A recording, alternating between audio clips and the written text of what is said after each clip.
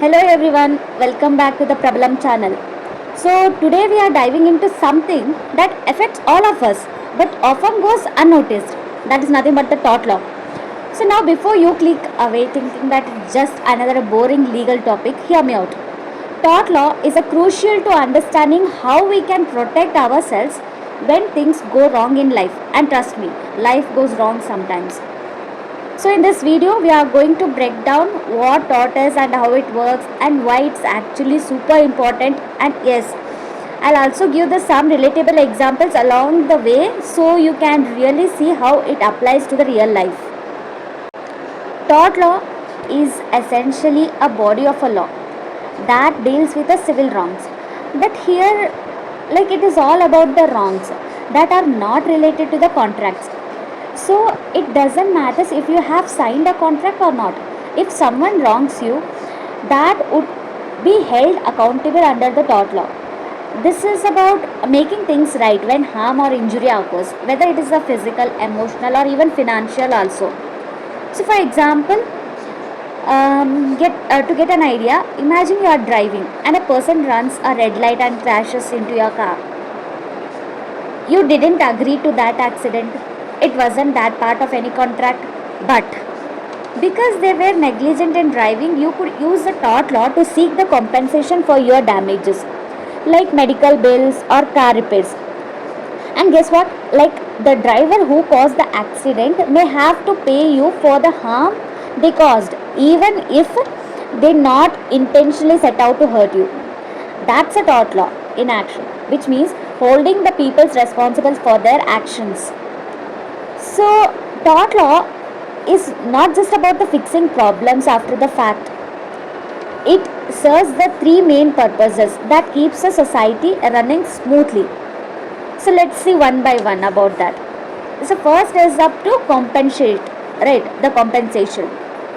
When someone suffers harm due to another's wrongful actions, torts, law ensures the victim get compensated for their loss. Remember that the car accident example I given. So the driver at fault may have to pay for your medical bills, repairs, cost, or even lost wages while you recover. Essentially, it's about making you complete again, putting you back in the position you were in the before the harm occurred. And second one is about the punishment. Right, tort law is not just about fixing the victim; it also serves to punish the wrongdoer also. So you know how we have criminal laws to punish things like theft or assault. So, like that, only tort law works in a similar way to punish a bad behavior. Think about the company that dumps a toxic waste into the river, causing harm to the environment and the people's health. So, tort law can hold them accountable with a financial penalty, sending a message that this kind of the behavior is not acceptable, like that. So, it's just example. And the final one, like deterrence. The third purpose of the tort law is to deter harmful activities. Deter is nothing but the discourage. If business, drivers, or individuals, no, they could be held responsible for their actions. They will think twice before doing something dangerous. Think about the strict safety rules in the workplaces.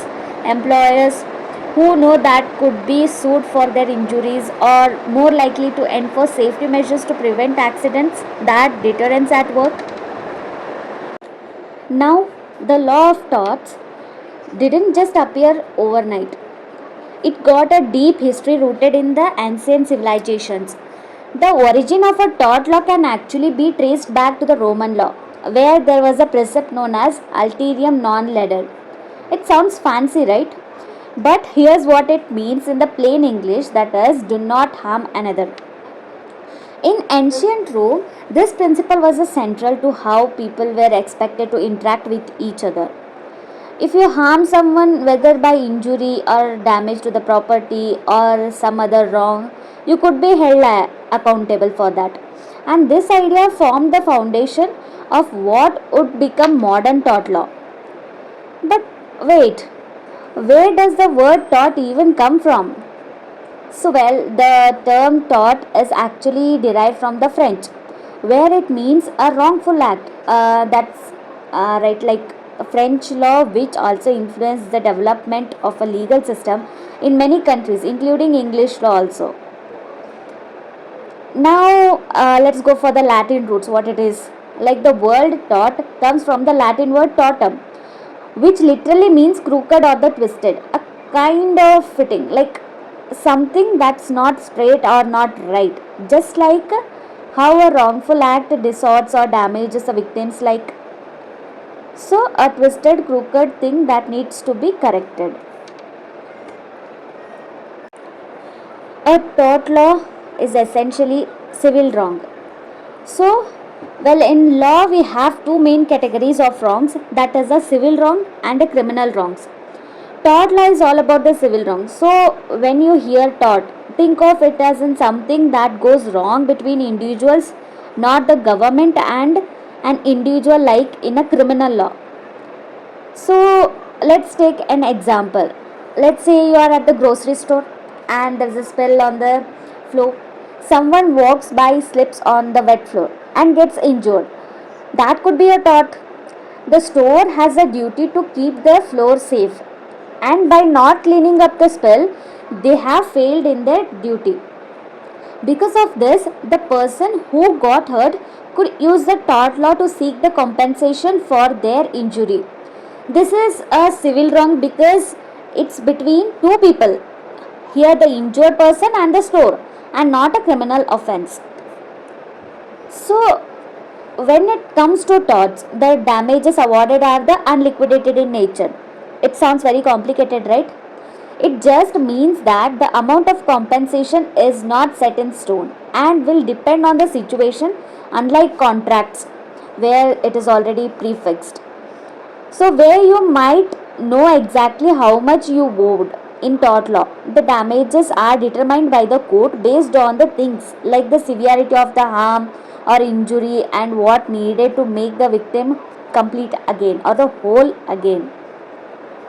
So, tort law is also about duties and responsibilities. In fact, a civil wrong or a tort happens when someone breaches a duty imposed by law.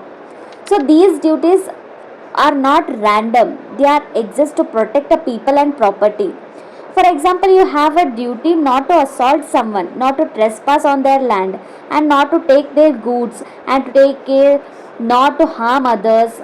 So these all are duties created by law to keep society running very smoothly. So now it's also important to understand that torts are different from the criminal wrongs.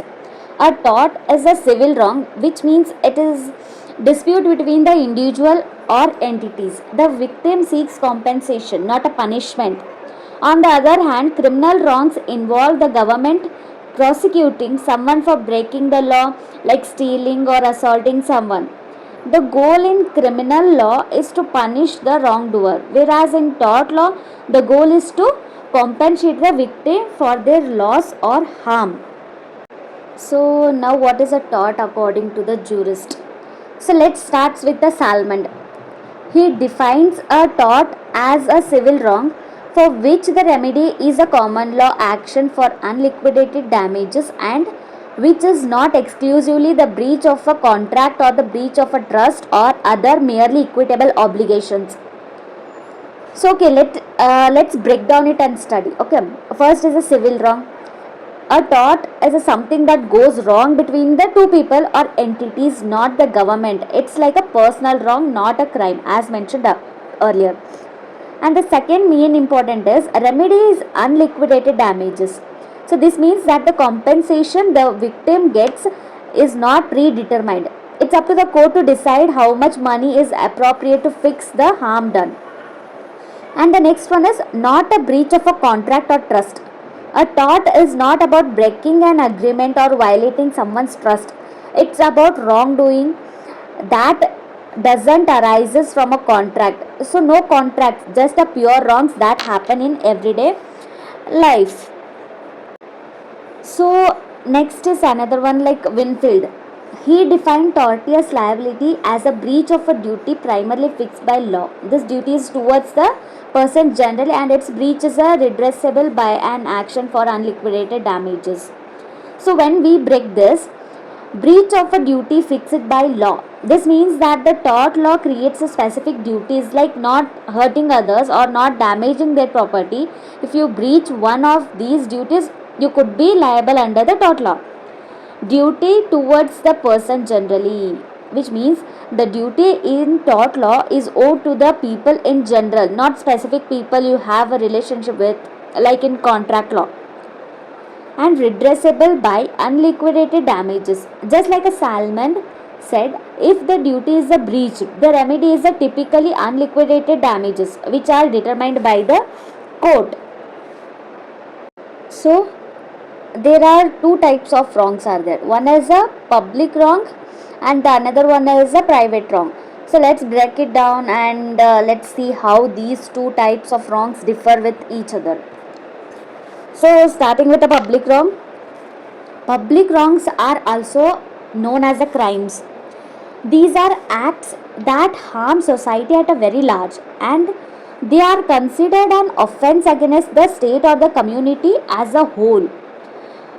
When someone commits a public wrong, they are breaking the law in a way that affects everyone, not just a specific person or a group. Public wrongs are tried in the criminal courts and can lead to the punishments like fine, imprisonment, or even more severe penalties depending upon the crime rate. So, for example, think about a robbery. If someone steals money from a bank, they are committing a crime. Specifically, it is a public wrong. It is not just about the victim losing their money, it's threat to the public safety also. The steps in file charges and the case is stand in the criminal court, the punishment could be imprisonment or even fine or even anything. It is completely dependent on the severity of the crime. So another one is private wrong. So which is also called torts. A private wrong happens when someone harms another individual, a group or even an organization. Unlike public wrongs, which are crimes against the state, private wrongs are more personal in nature. For example, as already mentioned prior, like if someone slips on the falls or on the wet floor in the store, so store is held liable for that, for compensation, everything. So like that. So now let's study characteristics of tort law. What makes a tort as a tort and what it distinguishes it from the other legal concepts. So let's study that one. So, first most important aspect of the tort law is it's a private wrong, as already we mentioned. This means that the tort is an act that violates the legal rights of an individual or a specific group of a people, not the public at large, unlike crimes which affect society. Torts are all about the harm caused to the particular person or a group only. For example, neighbor accidentally damages your fence. That is a private wrong. It is not a crime, but it is still a legal violation because it harms your legal rights. In this case, you could use the tort law to seek the compensation for your damages. Now, when someone commits a tort, they are called as a tortfeasor or a wrongdoer. So the term may sound very complicated, but it is simply that the legal term for the person who commits the wrong that injures another. So, like how the criminal cases will be held in the criminal courts, where the state prosecutes someone for the public wrong, tort cases handled in the civil courts. And tort litigation is a compoundable. That means the plaintiff, the person who been wronged, can choose to withdraw the suit at any time. The parties involved can settle the dispute outside the court, sometimes through the compromise or agreement also. And tort is a specific civil wrong. This is an important because it is not just any wrongdoing, it's a legal violation that gives the victim the right to seek a compensation or other forms of a relief, whether it's a physical harm, damage to a property, or even emotional distress. Tort law provides a way to right these wrongs also. And tort is different from breach of contract. In contract law, the focus is on the enforcing promises made in the agreements between parties. So a breach of a contract happens when one party doesn't fulfill their promises, but tort deals with the civil wrongs that don't arise from the contract. So you could have a tort even without agreement between the parties. Then what is the remedy for that? The most common remedy is unliquidated damages. This means already mentioned that the amount of compensation is not determined and the court decides the appropriate amount based on the situation. There are three key essentials of the tort, that is duty of care, breach of duty and causation. So let's see. First one is that duty of care. This is the legal obligation that one person owes to another to avoid causing them harm. In simple terms, it is a duty to act in a way that doesn't hurt someone else. For example, if you are driving, you have a duty of care to other road users also, meaning you need to drive safely and follow the traffic rules. If you are a doctor, you have a duty of care to your patients to provide them with a proper medical treatment. Imagine you are walking on the street and a driver stops at a red light, giving you the right of a way to cross. The driver has a duty of care to stop at the light and allow you to cross safely. If they didn't and you were hit, then it would be breaching their duty of care to you. So next, about breach of duty. Once it is established that a person has a duty of care to someone, the next step is to determine if they breached that duty. This happens when they fail to act with a reasonable care and their actions put others at risk. For example, if a driver is texting while driving, so they are not fulfilling their duty of care to other road users also. So texting while driving is considered a breach of a duty because it's unsafe behavior that increases the risk of an accident, which we all know. And the third essential is causation. So this is about providing that the breach of a duty directly caused the harm or damage. If there is no clear link between the breach and the injury, you can't claim the compensation. So as we mentioned in a previous example, just because of the driver was texting doesn't mean the pedestrian was harmed. The breach of a duty must have caused the actual damage also. So for example, let's say the driver was distracted by texting severe to avoid hitting the pedestrian, but in doing so they crashed into a sign.